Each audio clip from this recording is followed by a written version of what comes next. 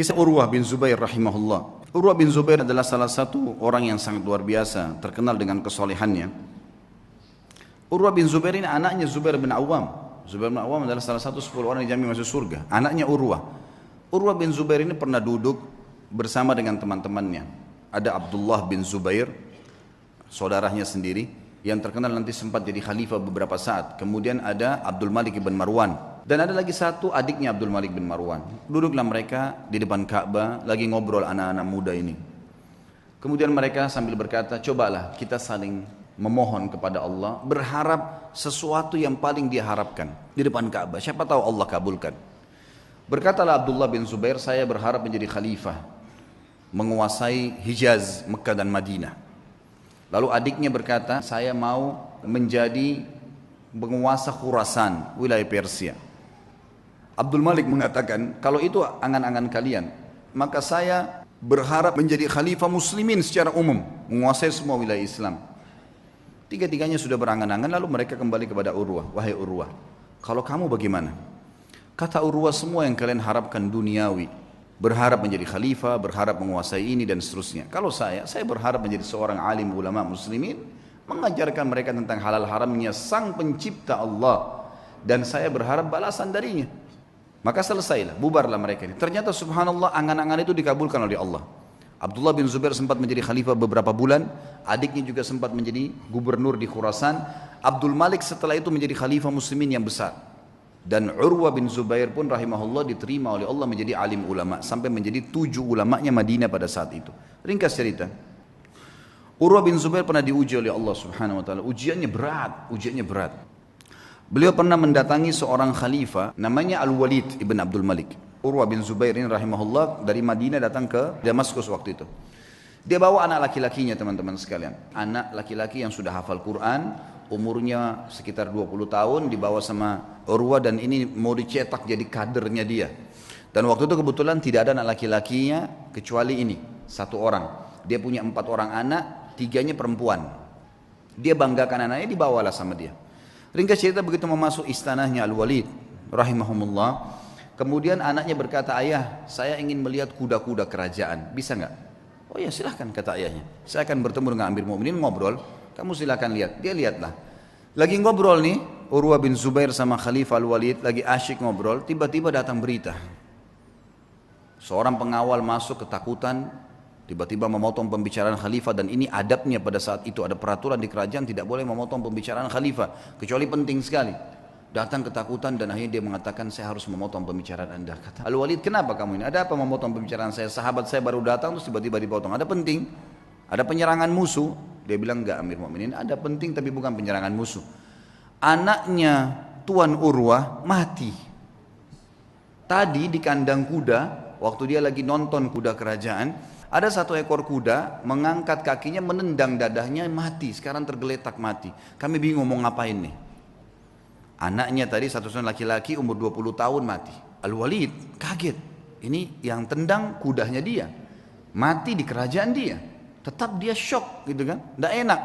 Tapi subhanallah dia balik ke arah Urwah. Urwah senyum. Lalu Urwah mengatakan, inna lillahi wa inna ilaihi raji'un. Berikan jenazahnya biar saya yang urus. Dengan sangat tenang dia turun dari duduk tadi bersama khalifah. Dia lihat jenazah anaknya, ditutup matanya, diuruslah jenazahnya sama dia, dimandikan. Kata perawi kisah ini, tidak ada setetes pun air mata yang jatuh dari matanya Urwah. Dia urus jenazahnya selesai. Kemudian dia bilang sama Walid, saya mau turunkan anak saya di kuburan sendiri. Baiklah, turun. Begitu turun subhanallah di kuburan, dalam kisah ini dikatakan ada satu penyakit, teman-teman. Penyakit ini saya tidak tahu dalam bahasa Indonesia, tapi dalam bahasa Arab disebutkan gargarina namanya. Gargarina ini penyakit harus amputasi, nggak bisa enggak. Kalau kena itu biasa ada di jenis-jenis tanah tertentu. Jadi orang turun tidak pakai sendal di zaman dulu itu bisa kena, dan itu tidak ada obatnya zaman dulu. Harus dipotong. Dia membusuk tiba-tiba kakinya. Urwah rahimahullah begitu turun, taruh jenazah anaknya, pas keluar kakinya kena gargarina itu. Kena penyakit, tiba-tiba membusuk ya. Kalau kita mungkin bonyok gitu ya, sudah mulai menghitam tiba-tiba dalam sekejap. Lalu waktu Urwah mau jalan nggak bisa, dicek ada tabib, kata ini kena gargarina. Apa solusinya? Harus dipotong.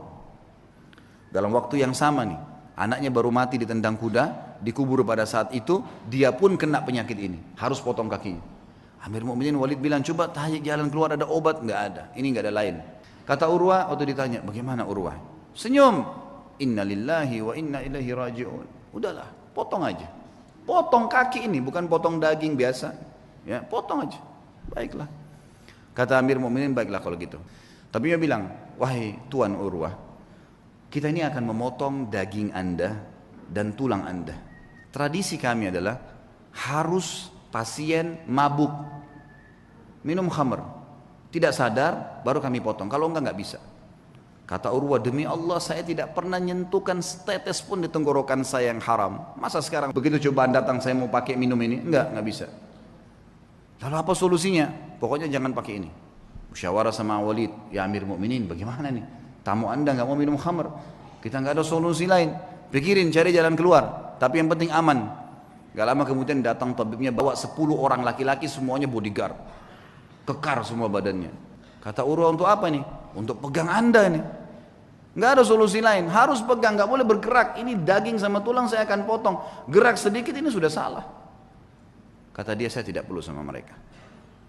Lalu apa jalan keluarnya, wahai Tuan? Kaki Anda harus dipotong, kalau enggak nyebar ke seluruh tubuh. Saya akan bertasbih dan bertahlil, berzikir kepada Allah. Kalau kau lihat wajah saya sudah merah, potong kaki saya. Baiklah, suruh keluar semua. Lalu kemudian mulailah tabib ini menyuruh 2 orang ya, pendampingnya untuk menyiapkan segala yang berhubungan dengan kebutuhan untuk memotong itu. Lalu Urwah mulai tutup matanya sambil subhanallah, walhamdulillah, wala ilaha illallah, wallahu akbar. Direnungi dalam hati, diresapi. Dan betul wajahnya berubah jadi merah. Memerah. Kata tabib, betul saya lihat wajahnya merah, saya potong kakinya. Begitu selesai terpotong, kemudian ditahan darahnya, lalu saya mengatakan, kaki Anda sudah kami potong. Dia bilang, alhamdulillah. Biasa. Kakinya dipotong ini, alhamdulillah. Terus kata tabibnya, tapi belum, darah masih ngucur. Kami butuh memberhentikan darah itu. Kata dia, berhentikanlah. Dia bilang, tidak ada jalan lain kecuali kaki Anda kami rendam di minyak panas. Dia bilang, lakukanlah. Saya akan berzikir lalu lakukan. Dia baca subhanallah, alhamdulillah. Kalau wajah saya memerah, tutup. Tapi subhanallah manusia, begitu dia berzikir, ditaruh minyak panas, dia sempat teriak sebentar lalu pingsan. Setelah dia bangun, dia bilang, mana telapak kaki saya? Didatangkan, orang semua heran, kenapa dia bilang minta kakinya? Diambil sama dia lalu diangkat tinggi lalu dia bilang, demi Allah, selama 40 tahun belum pernah sekalipun saya gunakan kau ke tempat yang haram. Dan saya bersyukur kepada Allah karena kau dikembalikan padanya dalam kondisi kau suci. Dia berikan kesaksian terhadap dirinya. Dan ini boleh diucapkan kalau seorang mukmin yakin dengan apa yang dia lakukan. Kemudian setelah itu dia pulang ke Madinah, teman-teman sekalian. Tentu sebelum pulang ke Madinah, Amir Mukminin ini bingung gimana caranya meringankan bebannya Urwah nih, supaya dia bisa tenang. Subhanallah, di hari yang sama dengan hikmah Allah, ada suku Arab datang, Badui. Mereka kelihatan dari padang pasir, kondisinya sangat susah gitu. Ada satu di antara mereka matanya buta, ditopang oleh teman-temannya. Begitu masuk, kata Al-Walid, dari mana kalian? Kami dari kampung ini kami butuh ini dan seterusnya. Terus ini yang buta kenapa nih? Ceritalah. Walid ini bilang, saya tidak tahu kenapa saya tanya. Kata yang buta itu, wahai Amir Mukminin, saya pemimpin mereka. Saya kepala sukunya. Dan saya ini Amir Mukminin adalah orang yang paling sehat dulunya. Mata saya sehat, orang yang paling kaya dan paling banyak keturunan saya. Tapi keadaannya sekarang jadi begini. Kata Amir Mukminin, memang apa ceritanya kamu nih? Dia bilang ceritanya begini Amir Mukminin. Satu malam saya sedang jalan sama istri sama anak saya semua sama dayang-dayang saya, jumlahnya banyak nih, ratusan orang. Semua harta saya bawa, saya mau pindah. Kami turun di sebuah lembah, tiba-tiba waktu lagi tidur malam, ada banjir nggak tahu dari mana di padang pasir tuh lembah, mengangkat semuanya, kemah-kemah, harta, unta-unta, semua anak istri saya mati semuanya. Terbawa dengan air, banjir tiba-tiba, nggak tahu dari mana. Ini kisah nyata. Dia bilang saya pun menyelamatkan diri saya dengan bergelantung di sebuah pohon yang masih ada di situ, saya pegang. Pada saat saya lagi pegang pohon itu, saya melihat air sudah mulai reda, tinggal ada 1 ekor unta yang terikat di tali tadi, dan ada anak saya tergantung dengan bantal tidurnya itu di sebuah ranting pohon gitu. Maka saya pun turun melihat anak saya masih hidup, saya pun coba selamatkan dia. Saya biarkan anak saya itu, kemudian saya kembali ke unta tadi ingin membuka talinya. Waktu saya ingin membuka talinya, saya dengar anak saya menangis. Saya balik, ternyata kepalanya sudah di mulut serigala. Dia bilang, saya balik mau kejar udah nggak bisa, anak saya sudah dibawa lari sama serigala itu. Maka saya cuma mau selamatkan diri saya sendiri. Begitu saya balik ke arah unta ini mengangkat kakinya dan menendang ke mata saya sehingga saya buta. Maka dalam satu malam Amir Mu'minin saya jadi orang yang buta, jadi sakit, anak istri saya hilang, harta saya semua habis. Kata Amir Mu'minin Al-Walid, alhamdulillah yang telah mengutus kamu datang ke sini. Berikan semua apa yang dia mau orang ini, penuhi semua kebutuhannya dan bawa dia kepada Urwah, suruh ceritakan kisahnya. Ternyata di atas Urwah masih ada yang lebih berat gitu. Urwah berterima kasih pada Walid, kemudian dia pulang ke Madinah. Waktu pulang ke Madinah, orang-orang semua pada datang nih. Sabarlah, beginilah, begitulah, dan seterusnya. Lalu dia mengatakan kepada tamu-tamunya, jangan sampai kalian merasa sedih dengan apa yang kalian lihat. Atau kalian mungkin menganggap ini sesuatu yang berat. Sesungguhnya Allah mengaruniakan saya 4 anak. Dia mengambil 1 dan masih memberikan saya 3. Maka saya bersyukur dengan itu. Dan memberikan kepada saya 4, 2 tangan, 2 kaki. Dan dia cuma ambil 1 saja. Dia meninggalkan 3. Saya bersyukur dengan itu. Kakinya dipotong bisa bersyukur. Luar biasa. Demi Allah dia bilang. Dia motivasi dirinya dan juga motivasi kepada orang yang dengar. Kalau seandainya Allah mengambil sedikit dari saya, dia telah meninggalkan buat saya hal yang banyak. Kalau dia coba saya dengan 1 kali, dan dia telah memaafkan saya dan menyelamatkan saya dalam banyak kejadian yang lain. Semua orang pun akhirnya berterima kasih pada Urwah dan akhirnya mereka pergi.